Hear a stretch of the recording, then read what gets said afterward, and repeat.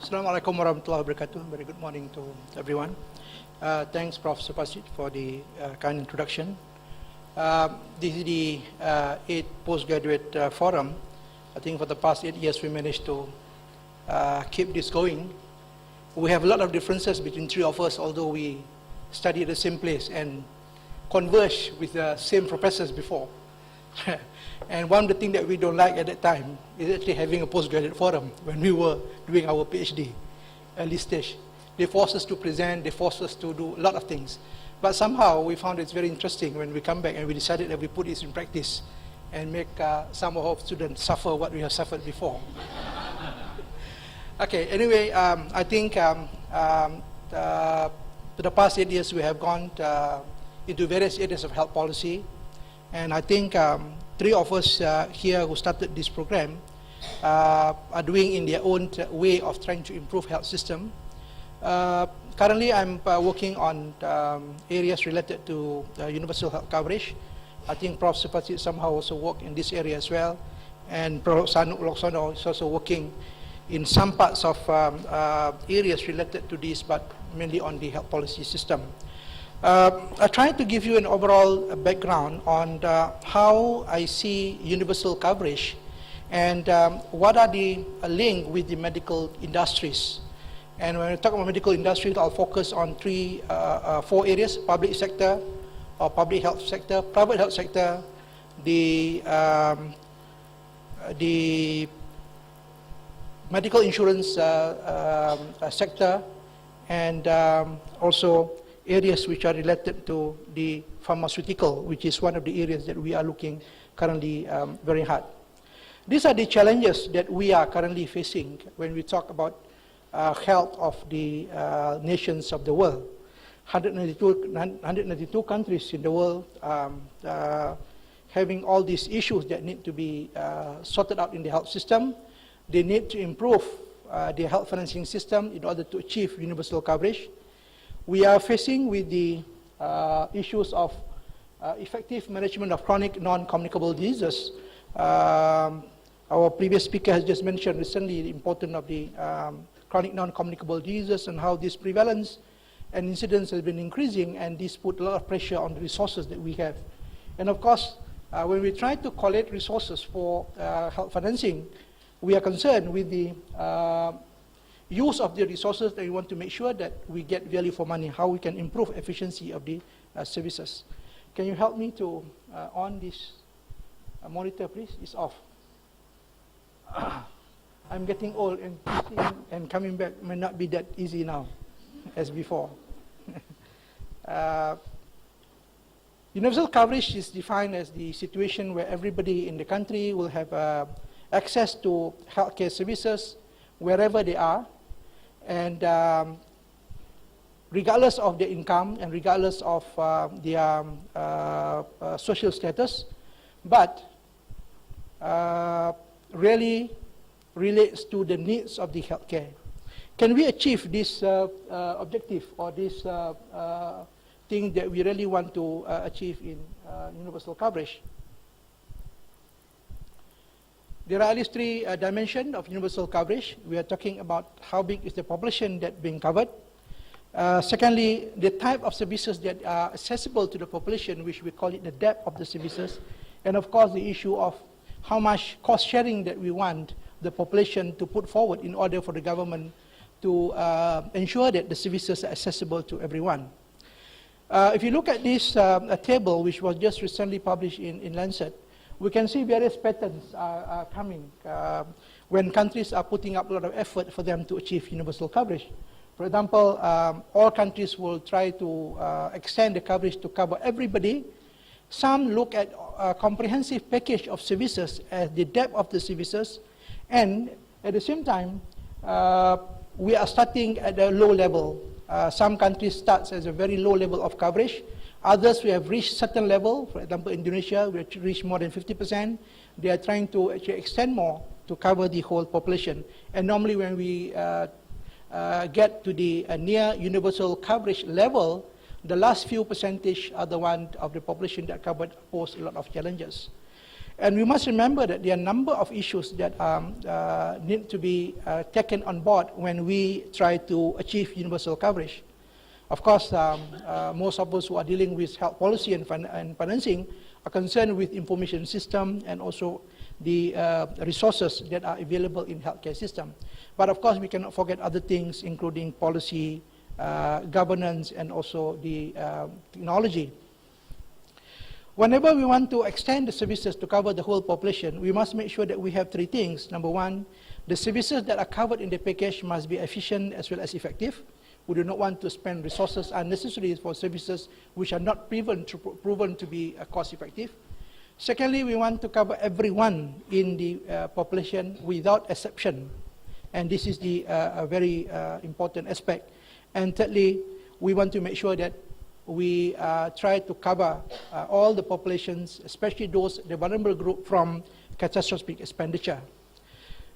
These are the summary of countries which have or in the process of achieving universal coverage. There is no trend that we can actually make out from all these countries. If you look at the spending, some countries have to spend more than double compared to other countries in terms of the GDP spending to achieve universal coverage. Malaysia spent nearly about 5% of our GDP, and we claim that we have achieved universal coverage, although I have a lot of reservation in doing that, especially once you achieve universal coverage. That does not mean that you can achieve it forever. It has to be maintained, and sometimes you fall off from covering that. So it is not one goal that you can achieve, you need to sustain it. There are a number of obstacles. One of these is, of course, the lack of sustainable health financing system, and also issues related to increasing healthcare costs. Services are getting more and more expensive every day, and if this were to be covered under the health financing package, we need to make sure that we actually spend enough resources for that. In Southeast Asia region, if you look at the overall scenario, we know that there is significant growth in terms of the economy for the last decade. Our economy has grown from 650 billion 2 decades ago, and now the whole economy in Southeast Asia values around nearly about 1.5 trillion US dollar. At the same time, we see there's a huge disparity in terms of the economic development between different countries. Even in ASEAN region, we have countries which are very poor and others are doing very well. Spending on healthcare is still very limited. In Asian region, we are spending no more than 5% of our GDP, and we still have a very big, significant population staying in rural area, which pose major challenges for us to make sure that they get the services that they want to. So we can see the countries in Asia, compared to US and other countries, we are spending much less, but many of the countries in the region have started to achieve universal coverage, or at least taken a lot of effort to move toward universal coverage for countries who have not done that. On average, the overall economic growth for the past decade is about 10 to 12% if you combine all the regions. But of course, there are some countries who have done much better than others. And I mentioned about the huge disparity. We have a very rich country in the region, for example, Singapore and Brunei, of course. And we have countries which are still at the lower part of the ladder, and they are struggling, for example, Cambodia, Laos, and also other less developed countries in the region. And we must not forget that we have a big population staying in rural area, and this, as I mentioned earlier, is a major, we need to put extra effort in order to achieve universal coverage to cover this very important rural population, because most of the time they are the ones that are not covered by the usual scheme, and they are not in the formal sector. There are also, in terms of the healthcare system, we can see that there is a huge disparity in healthcare system. Some countries have achieved universal coverage, others are in the process of achieving it. Some countries are still in the process of thinking what is the best for them to do next. There is a growth in the private health sector. We can see many countries, in many countries, private sector has grown up faster than public facilities. But at the same time, we are also concerned with the significant high out-of-pocket payment which need to be borne by individuals with the country. And we are also concerned with excessive spending on pharmaceutical. So we have very advanced countries like Singapore and Brunei, for example, with advanced healthcare system. We also have countries which are still very poor, and the coverage of healthcare is very, very low. Out-of-pocket expenditure, especially for private healthcare, is very high in this region. Some countries spend 70% out-of-pocket payment for private healthcare.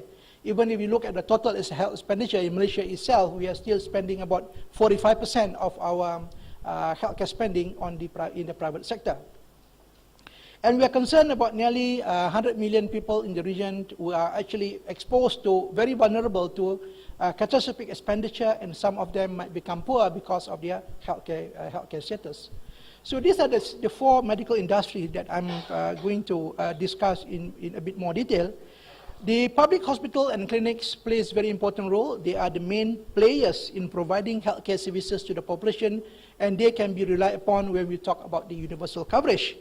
They are the main facilities that will actually help to improve the equity when we talk about the equity level in the system. However, we are concerned with efficiency as well as the quality of care in this area, in these facilities. Private hospitals and private clinics are very important, a supplementary partner to the public healthcare facilities. Most of the time, whenever we run universal health coverage, they are concerned with the incentive and disincentive that are put forward to them to participate in social health insurance. We can see clearly that in Malaysia and Indonesia, when we run social health insurance program, or we run services which are funded by the government tax-based system, the private health sector will look and see what their gains are, and if they are positive, then they will participate.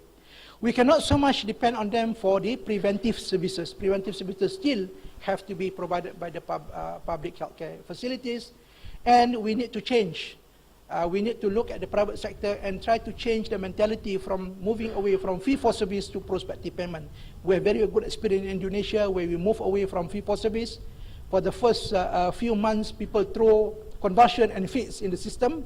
They don't like the system, they were against that. But now we know that 95% of the hospital which are covered under your INA CBG system, which are paid as prospective, are having surplus in terms of the income, and then they will accept this prospective payment, which is more likely to be more efficient. In Malaysia, we have growth of the public and private sector, but you can see that the private sector in Malaysia is somehow stagnant after early 2000 until now. And if you look at the hospital beds in Malaysia, it ranges between 25 to as high as 30%. We never go beyond that. Malaysia is a small country with about 28 million people. But the situation is different in Indonesia. I think you have more than 50% of your beds in the private sector, and they play quite major role in trying to achieve universal coverage. These are some of the response from the private health sector, especially when we run social insurance program, and we want to change the mindset, moving away from fee-for-service package payment to more of a prospective payment method, which would give more control for the government in terms of the achieving equity, and also stretching the resources within the health package. Some hospitals private hospitals especially, need to change the mindset and need to understand more about the system. Medical industries, especially pharmaceutical industry, is an important player. We know that in Southeast Asia region, we are spending quite a lot on drugs, and many countries are start to think about introducing now the pharmacoeconomic evaluation. Whenever new drugs are going to be introduced, especially if this is linked to universal coverage package, we need to make sure that the drugs have undergone very stringent health technology assessment. And in some countries, people are start thinking about, or have already implemented, I think in Thailand, the threshold level for CAA in order to decide whether the drug can be put in the package or not. If you compare the spending of pharmaceutical within OECD countries and other countries in the region here, we are really spending quite much more than that. So if you look at Asia Pacific, 29.7% of the total expenditure is on average on the spending on the pharmacy, pharmaceutical, whereas in OECD country is nearly half than that. So the pharmaceutical industry are playing a very important role. They can, to a certain extent, dislodge our idea of trying to get universal coverage if their role are not being controlled by regulations and also by other mechanisms in order for us to adequate enough resources for other services, for example, preventive care. This is the situation in Malaysia. We spend around between 19 to 20% of Ministry of Health budget on drugs, and this is increasing every year. Private health insurance, this is another area that whenever we try to run social health insurance to support the universal health coverage, normally we face fierce opposition from private health insurance. Of course, when you have social health insurance, the private health insurance is difficult to survive. They need to behave in a different way. They need to make sure that they move away from risk-rated scheme into a scheme where they provide packages which can support those which are as a top-up for the services provided under the social insurance scheme. And there's no two-way about it. In the future, if we have a successful social health insurance, the private healthcare market will shrink. And this is the fact, and private health insurance players must know this, and they have to accept the fact. So in conclusion, universal health coverage is a new target set by policymakers in developing countries. Many countries in the region has moved towards significant health reform in order to achieve UAC. Indonesia is putting up 2019 Prof, as the target for universal health coverage. You are doing very well at the moment, and I hope that by 2019 we can learn a lot more from Indonesia. Malaysia said that they have already achieved universal coverage. I'm not sure whether we can sustain until 2019. Health financing is an important component, and we need always to make sure that this is being maintained properly. And the medical industries plays an important role, and they are important for us to work with them to make sure that either working with them or control them or actually facilitate them so that we can be successfully maintain universal health coverage if this were to be achieved. Thank you very much.